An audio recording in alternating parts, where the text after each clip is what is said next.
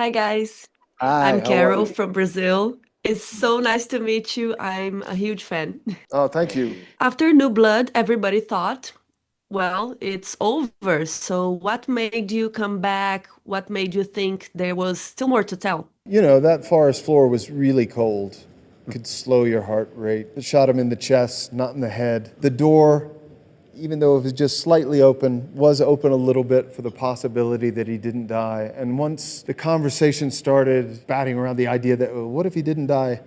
It became really interesting to think of Dexter being given a new lease on life, a second chance, a chance to reset and redefine who he is and how he is in the world. And that was the jumping off point. And yeah, the ball started rolling and the story started emerging, and here we are. Yeah, if Michael Myers and Jason Voorhees could all keep coming back, why can't Dexter, right? Yeah. Right? Yes. And Dexter has a huge fan base. I am one of them. And we are super passionate and vocal. And how can you still surprise us? How can you make it new and fresh? That's our responsibility. And if you've watched the show, you say you're a fan, then hopefully you were surprised every year. And we have a wonderful writing room, two wonderful writing rooms actually, with writers we've worked with for decades. And we purposely paint ourselves into corners and then figure out how to get out of them. Now we have a change of scenery. We had Miami, Iron Lake, and now New York, which I think is harder to hide bodies in New York. So how is he gonna handle it? Oh, he figures it out, you know.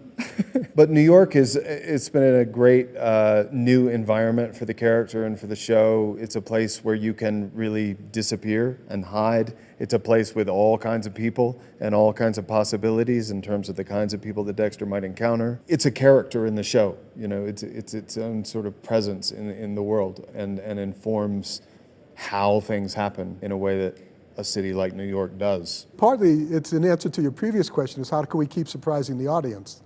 So we had to open up the scenario. He came from Iron Lake, population 250, and his girlfriend was the chief of police. Now he's in New York, population 8 million, and he's desperate to get back to his son, and the police department are not his friends, and it presents many, many challenges to him. Dexter and Batista were always on the opposite sides, but Batista didn't know.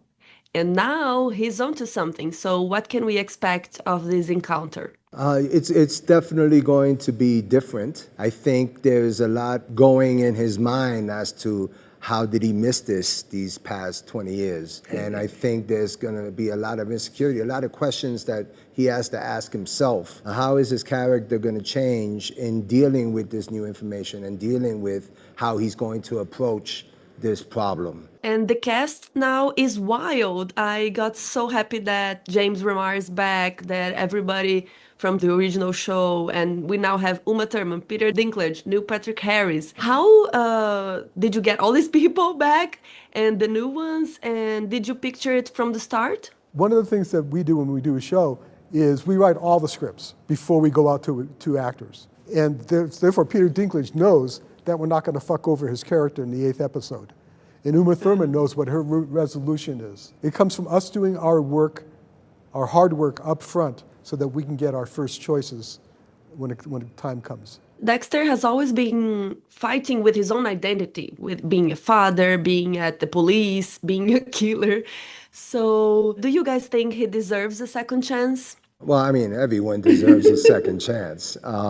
It's always different for every person, isn't it? Because nothing is black or white. There's always gray in between. And so everybody has different thoughts and different feelings, and how they manifest it is what determines what the outcome is. I mean, I don't know, does he deserve a second chance?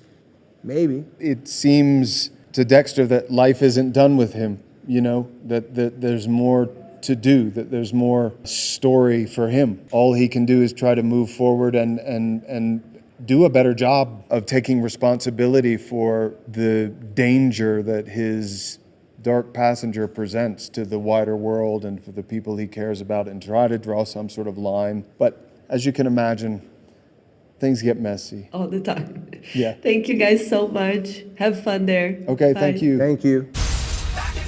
up.